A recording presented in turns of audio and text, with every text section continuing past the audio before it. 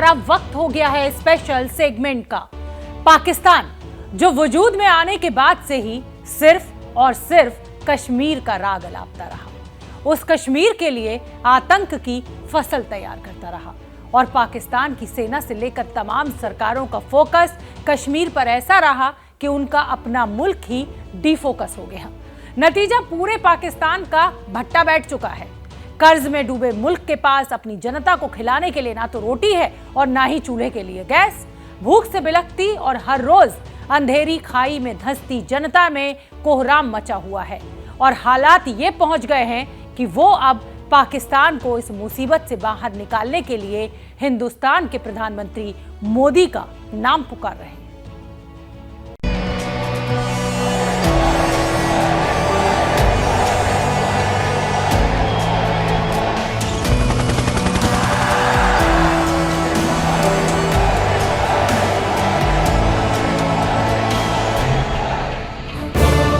इससे अच्छा तो वो मूंदी है, यकीन माने उसके लोग उसे कैसे मानते हैं। हमें मोदी मिल जाए, हमें तो नहीं नवाज शरीफ चाहिए, ना बेनजीर चाहिए, ना हमें इमरान खान चाहिए, कोई भी नहीं, जनरल मुशर्रफ भी नहीं चाहिए। हमें सिर्फ प्राइम मिनिस्टर मोदी चाहिए। रिसेंटली आप इंडिया से दोस्ती कीजिए, आपका चिकन भी सस्ता हो जाएगा, आपके टमाटर, प्याज, आलू, ईच एंड एवरीथिंग, हर चीज़ सस्ती हो जाएगी। अगर अभी भी अना अपनी जो झूठी अना है, इसे झूठी अना कहते हैं, ये झूठी अना को अभी भी ख़त्म करें, इंडिया के साथ दोस्ती कर लें। वो बड़ा भाई है, मान लो वो बहुत बड़ा है आपसे।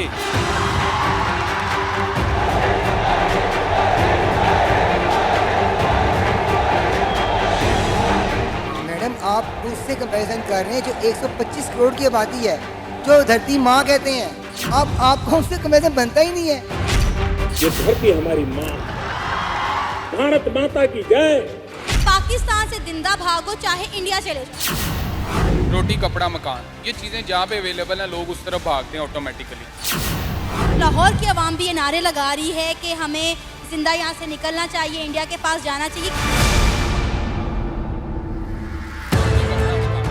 पाकिस्तान में गूंज रही इन आवाजों को सुन रहे हैं आप, जो चिल्ला चिल्ला कर कह रही हैं कि भाग सके तो भाग, पाकिस्तान से जिंदा भाग और हो सके तो हिंदुस्तान भाग। यह है पड़ोसी मुल्क पाकिस्तान की डरावनी हकीकत। यहाँ रूस यूक्रेन युद्ध वाले बम के गोले नहीं बरस रहे, लेकिन हालात उससे भी ज्यादा डरावने हैं क्योंकि 22 करोड़ की आबादी वाले इस मुल्क की गरीब जनता दाने दाने के लिए मोहताज हो गई है। मस्जिद बैठ के दुआ करांगे कि अल्लाह ने बेड़ा गलत करे ने। आप एक महीने का कितना कमा लेते हैं? और मैं महीने का की कमाना, कारोबार है ही नहीं, की कमाना मैं। कि लोगों के पास कारोबार ही नहीं छोड़ा, अवाम रोने पे आ गई है। ये जो है ना अमीर तर होता जा रहा है और गरीब जो है गरीब तर होता जा रहा है। ये हमारे जो है ना गरीब तबाह है। अमीर है वो तो 5-10% है, 90% तो मर गए, यही बात है। पाकिस्तान ऐसा बम बन गया है जो कभी भी फट सकता है और ये बात इस मुल्क के लोग भी स्वीकार करने लगे हैं। एटॉमिक बम जो है ना वो हमारी ताकत है और हम अब इस वक्त खुद एक एटॉमिक बम बन चुके हैं। जिस तरह की हमारी हालात हो चुकी है ना, हम खुद एक बम हो चुके हैं। हम कभी भी किसी जगह भी फट सकते हैं। हर चीज महंगी हो गई है, हम तो बिल्कुल जलील हो गए हैं। गैस महंगी, पेट्रोल महंगा, आटा महंगे, दालें महंगी, चीनी महंगी, हम कुछ खरीद ही नहीं पा रहे। जिन्नालैंड, जहाँ पेट भर खाना नहीं है, चंद निवाले बनाने के लिए सिलेंडर में गैस नहीं है और कहीं से कहीं तक पहुंचने के लिए गाड़ियों में पेट्रोल नहीं है और कोई हिम्मत करके पेट्रोल पंप पर पहुंच भी जाता है तो 1 लीटर से ज्यादा पेट्रोल भरवाने की जरूरत नहीं कर पाता। पेट्रोल भरवा लिया, ये भी भरवाना है? जी मैंने अभी भरवा लिया। कितना भरवाया? मैंने अभी लीटर भरवाया। सिर्फ लीटर? इतनी महंगाई हो गई है, बंदा लीटर ही ले सकता है। कितने पैसों में लीटर हो गया? पहले कहीं 2 लीटर मिलता था, 3 लीटर मिलता था, अब इतना नहीं मिलता उतने अमाउंट के अंदर। अब जब पेट्रोल 272 रुपए लीटर हो जाएगा तो कलेजे पर पत्थर रखकर 1 लीटर ही डलवाना पड़ेगा।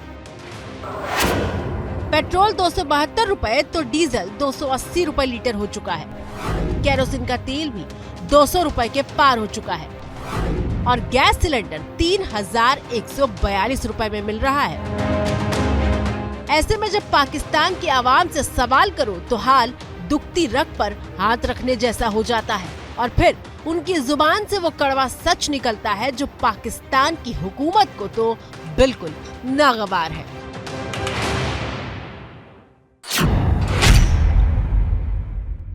पिछले साल कितने ज्यादा यूथ जो है पाकिस्तान छोड़कर चली गई, पता नहीं किन किन कंट्रीज में गई, लेकिन चले गए। लेकिन अब पाकिस्तान के अवाम कह रही है कि हम यहाँ से जिंदा भागने के लिए तैयार हैं, चाहे हमें इंडिया जाना पड़े। जी बिल्कुल ठीक कह रहे हैं। ये क्या कर रहे हैं हमारे साथ, ये किस रास्ते पे लेके जा रहे हैं हम लोग। यानी कि ये चाह रहे हैं कि आम सिविलियन जो है वो चोर बन जाए, डकैत बन जाए, पिस्तौल पकड़ ले, छुरा पकड़ ले, चाकू पकड़ ले। पेट्रोल जिस मुल्क में 270-75 रुपए का पेट्रोल हो, चिकन जहाँ 500 रुपए किलो हो, आप बात को समझिए। अभी दिल से दुआ है हमारी कि या अल्लाह हमें मोदी दे दो कि जो 8 साल हमारे मुल्क पे गवर्नमेंट करे और हमारे मुल्क को सीधा कर दे। हम तो इंडिया को पहले तो हम इंडिया के साथ कंपेयर करते थे, अब आप बिलीव कीजिए इंडिया के साथ हमारा कंपैरिजन है ही नहीं, किसी भी लिहाज से नहीं है। वो इधर हैं, हम लोग इधर हैं, इस चीज़ को मानना चाहिए। हम लोग सिर्फ एक अपनी अना पे झूठी तसल्ली जो मीडिया ने दिखाया सारी ज़िंदगी, बचपन से जो हमें पढ़ाया गया कि इंडिया दुश्मन है हमारा, यकीन करें बचपन से ये पढ़ाया होता ना हम इंडिया हमारा दोस्त है, तो आज हमारा मुल्क कहाँ से कहाँ होना था। सर इंडिया की तो बात ही ना करें ना सर, हम इधर हैं बिल्कुल ग्रास रूट लेवल पे, वो हमसे बहुत ऊपर है। वो इधर उनके सीईओ, गूगल के सीईओ वो इंडिया वाले अभी यूट्यूब के बन गए हैं।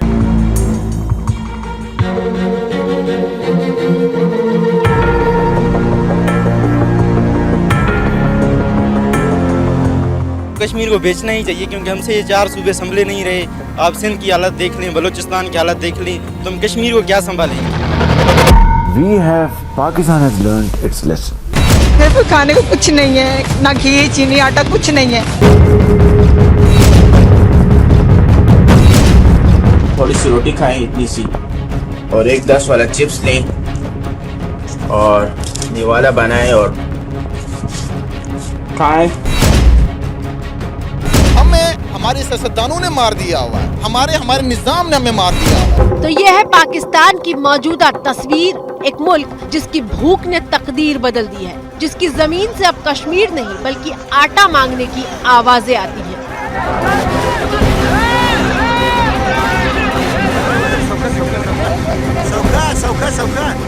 पाकिस्तानी बेचारे यहाँ से निकलते हैं कि यार चलो पाकिस्तान जिंदाबाद, तो पाकिस्तान से जिंदा भाग। हमारे और उनके मईशत में बहुत फर्क है, हम उनका मुकाबला नहीं कर सकते किसी भी मैदान में। पाकिस्तान को फौरन आर्थिक मदद की जरूरत है, लेकिन दिवालिया होते मुल्क को दुनिया के किसी भी कोने से भीख तक नहीं मिल रही।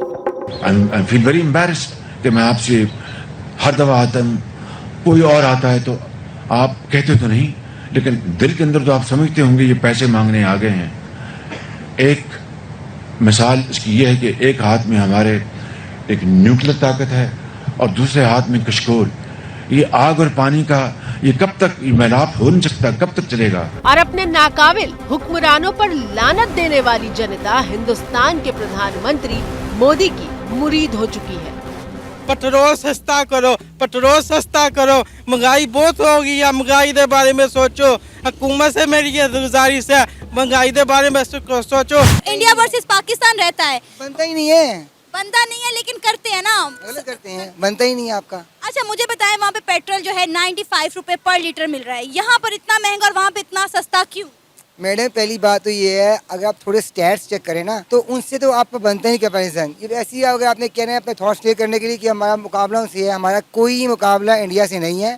वो हमसे 1000 टाइम आगे कौम है और वो नेशन है, हम नेशन भी नहीं है।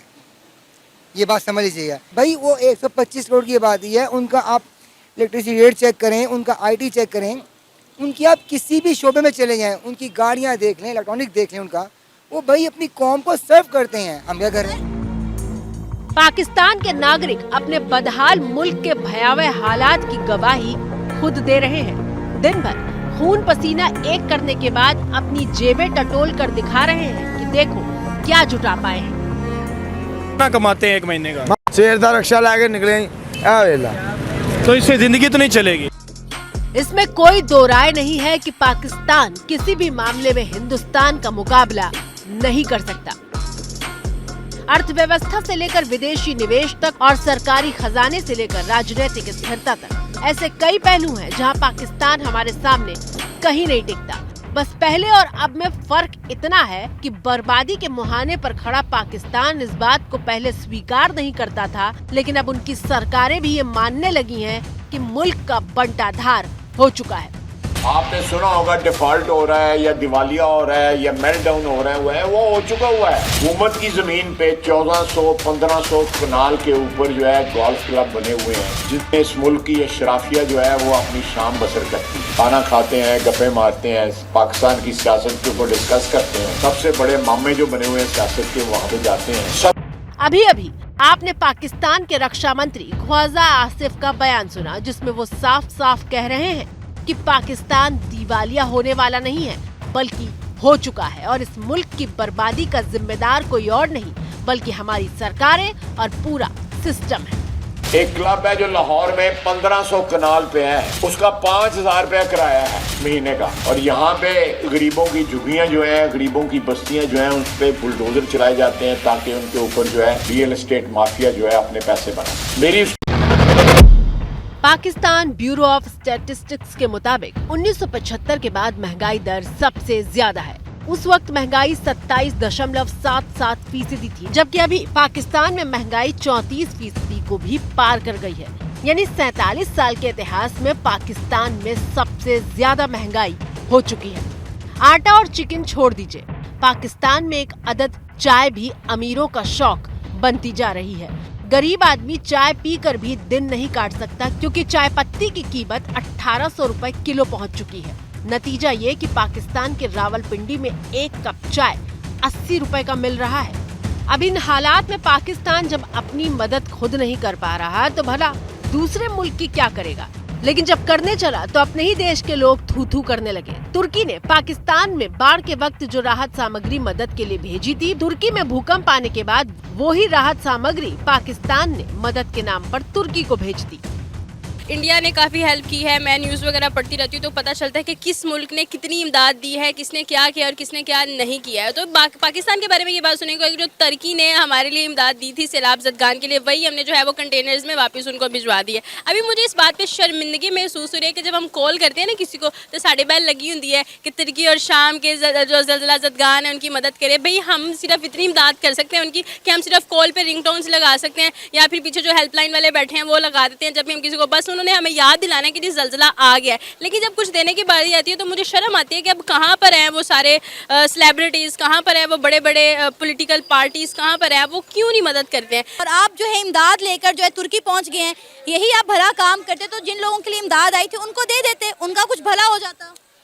देखिए बेसिकली ये है कि इनके अपने ही पेट नहीं भरते, तो इनके पास ये होता है कि इनके जहाँ से भी जो कुछ आए पहले अपना पेट भरे, अपना घर भरे, भाड़ में जाए, बाद में किसी के मुंह में कुछ जाए ना जाए। लेकिन इनकी जो पहली प्रायोरिटी होती है वो अपने खुद को भरने वाली होती है। उसके बाद ये है कि इनके जो चाहने वाले होते हैं, जो चमचे चेले होते हैं, फिर ये उन तक पहुँचा।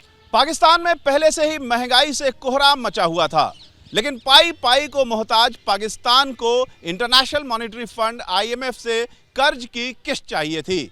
लेकिन कर्ज देने से पहले IMF ने कुछ शर्तें रख दी। इन शर्तों का पालन करने के लिए पाकिस्तान को नए नए टैक्स लगाने पड़े। दरअसल कैश की भारी कमी से जूझ रहे पाकिस्तान ने IMF से $7 अरब का राहत पैकेज पाने के लिए एक समझौता किया है।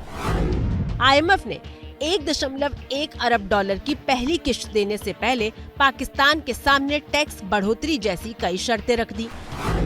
IMF चाहता है कि पाकिस्तान सरकार बिजली और फ्यूल 60% महंगा करे, साथ ही टैक्स कलेक्शन 2 गुना करने को भी कहा गया है। अगर सरकार ये शर्तें मान लेती है तो महंगाई अभी से करीब 2 गुनी तक हो जाएगी। पाकिस्तान को किसी भी हाल में कर्ज चाहिए क्योंकि शहबाज शरीफ के मुल्क में विदेशी मुद्रा भंडार 9 साल के सबसे निचले स्तर पर पहुंच चुका है। हमें भी अपने नेबर कंट्री से हेल्प लेनी चाहिए, ट्रेड करनी चाहिए या नहीं करनी चाहिए? बिल्कुल चाहिए और हम तैयार हैं। हम लेबर आपके साथ तैयार हैं। हम अब जब जहां बुलाओगे हम वहीं आने के लिए तैयार हैं। हम रक्षा जलाने के लिए तैयार हैं, खुद जलने के लिए तैयार हैं। हमारे बच्चे भूख से मर रहे हैं, इससे बेहतर है कि हम खुद मर जाएं। हम आपके साथ बिल्कुल तैयार हैं। आप हमें जहां बुलाएंगे हम वहीं आने के लिए तैयार हैं। हम इतने जलील हो गए हैं ना कि अगर आप हमें कहें कि खुदकुशी कर ले तो हम उसके लिए भी तैयार हैं। फॉरेक्स रिजर्व पिछले 18 महीने से लगातार गिर रहा है। इस पर भी मुसीबत यह है कि 2 साल के भीतर पाकिस्तान को 20 अरब डॉलर का कर्ज चुकाना है। साल 2017 में पाकिस्तान पर सालाना 7 अरब डॉलर का कर्ज था, जो अब बढ़कर 20 अरब डॉलर हो चुका है।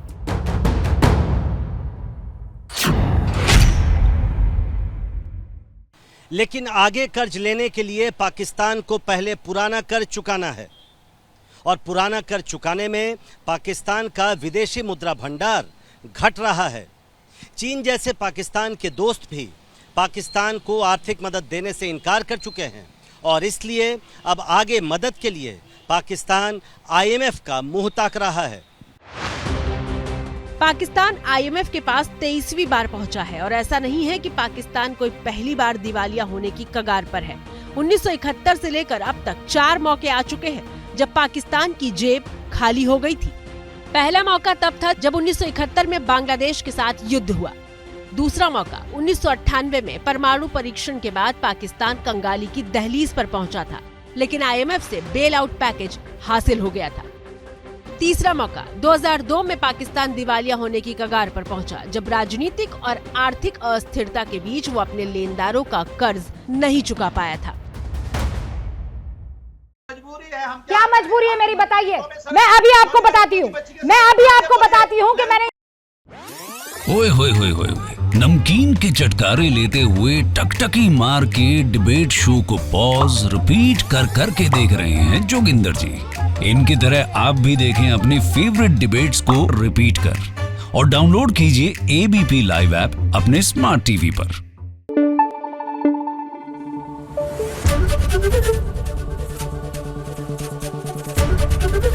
ABP न्यूज आपको रखे आगे।